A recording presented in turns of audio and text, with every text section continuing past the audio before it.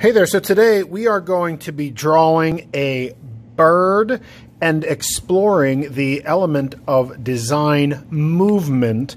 A lot of times artists are considering how a viewer's eye might move throughout an artwork or a painting, and I hope you agree when I look at this piece. Though I'm initially focused on the bird, which is the center and most important part of this artwork, what I've done in this artwork helps my eye to move around the piece and generally gives the bird a sense of movement. So we're going to explore that today. Let's get started by drawing the bird step by step. And then later we'll add the movement lines to the background, and I'll also show you how to color this piece.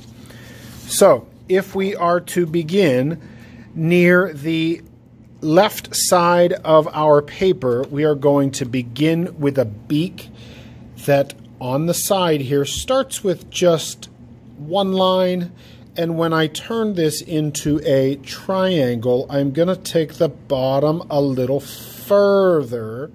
Do you notice that? Than the first line was. I'm going to add a third line at the bottom here that matches the bottom line. And then I'm going to add two curves to finish the beak, a curve here and a smaller curve here. My beak needs to have a nostril, so I'm adding that with just a dot there. And I'm ready to start the head of my bird, which is going to be a circular shape beyond the beak here. Just know that when I make this shape, I could start with a circular shape that's mostly a straight line, but I want to add a little bit of texture as I go along. So every once in a while, I'm going to make sure that my line is not straight and gives the sense that my bird has a little bit of texture going on. I'm going to straight back from my nostril. I'm going to add a nice size circle here. Inside that circle, I'm adding another and darkening in this space with my Sharpie. Before I leave the head, I'm going to add some additional texture lines around the eye to give the sense of an eyelid.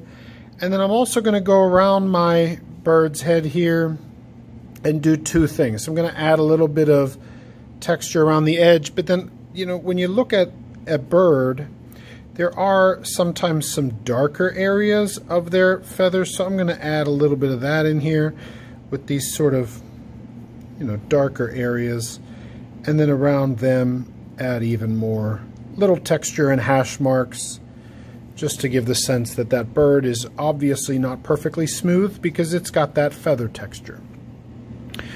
Then behind my bird, I'm going to give it about a finger space behind here, and I'm going to start to take out a nice curving wing line.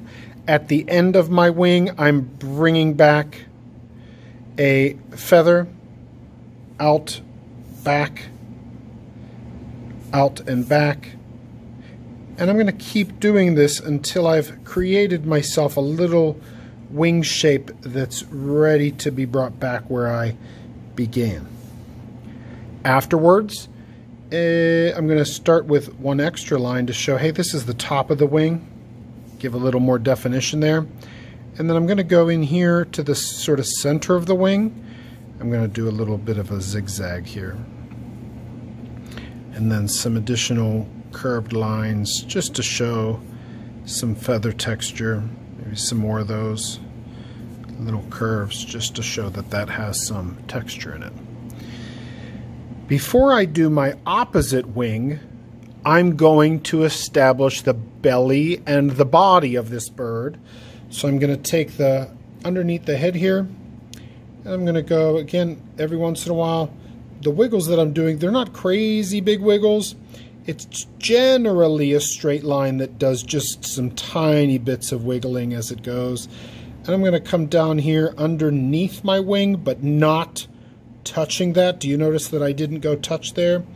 I'll show you why in a second. Let me connect this over. I came down here under the wing with this line for the body, and I don't want to connect that up. I want to actually start going back so that I can establish an area where the tail feathers of the bird will be. Let's do those now. So I'm going to take the bottom of the bird here out straight, and then you'll recall that type of line that we were doing with the wing where you're going out, bringing it back, and in the tail feather it's skinnier. Going to do that same thing with a zigzag here in between and some additional bumps or just little curved lines to show that the feathers have some texture. I'm going to add a few more up here. Okay. Now, I told you we would wait on that other wing. I'm going to come back here near the top of the wing. This wing is on the other side of the bird, so part of it will get cut off. My first line's going to curve up and out.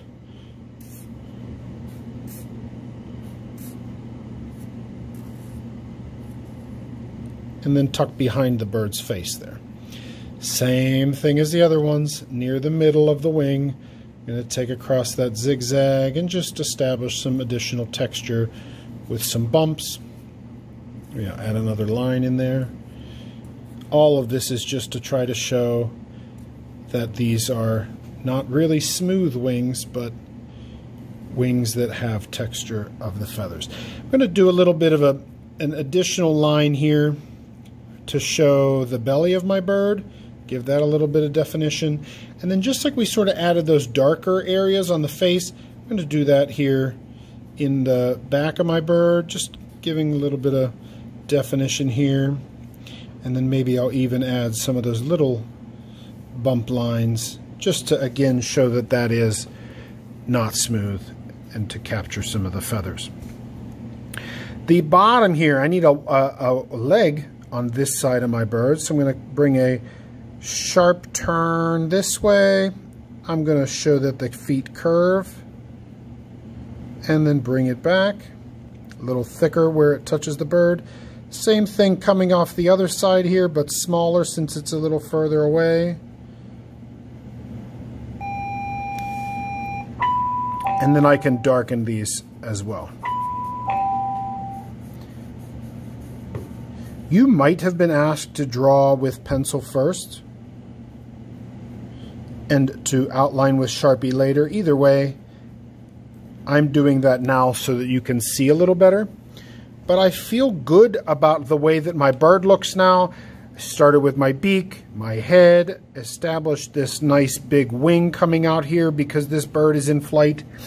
Now let's talk about those movement lines. I want to start with them in this area where the wings separate. I'm going to take from here a nice big spiral out this way, head out the other way. These are large. I'm just going to keep adding some until I start to fill up this space.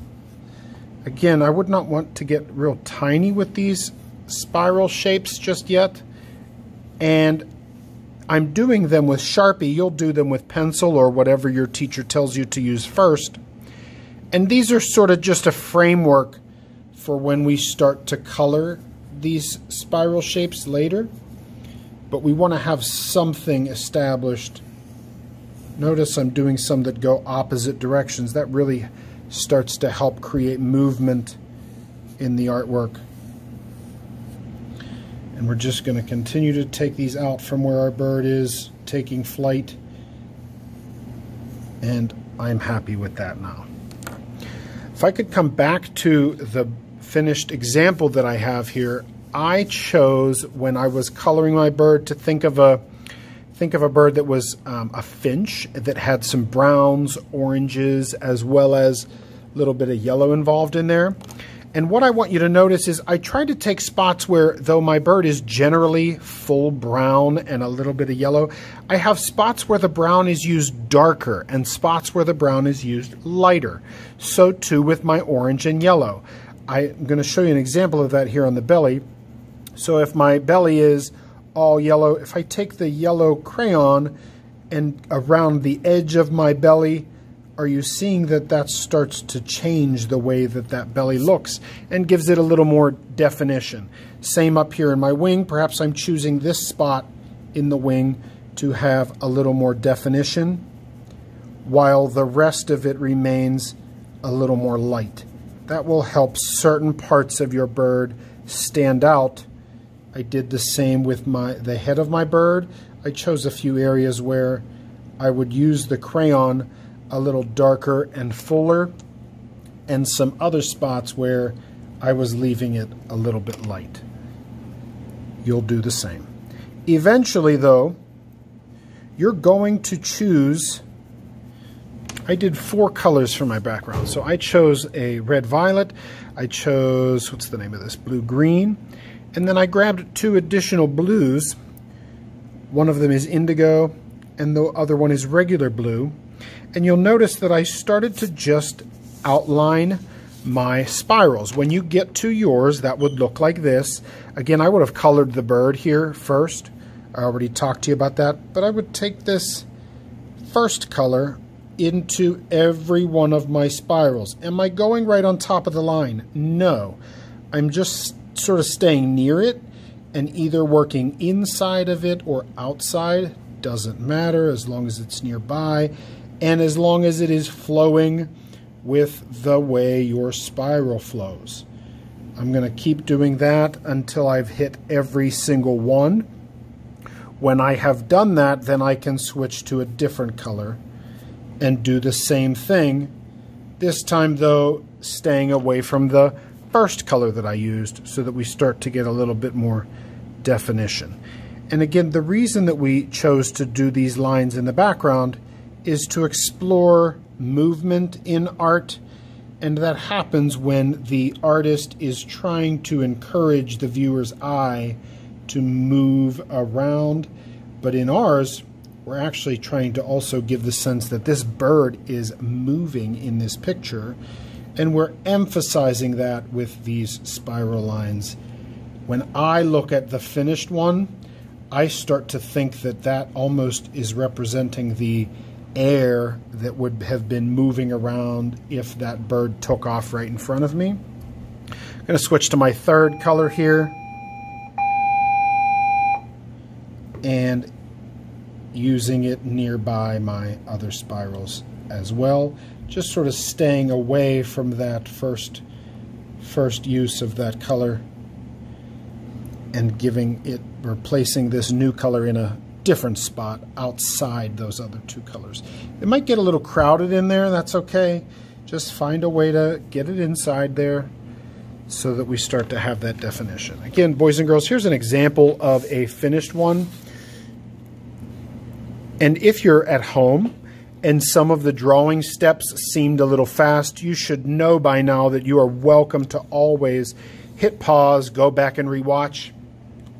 But I hope you enjoy this golden finch drawing, or just a finch. It truly could have been any bird. You could have used colors to represent a cardinal or a blue jay, although in those birds you might want to add a different sort of shape to the head.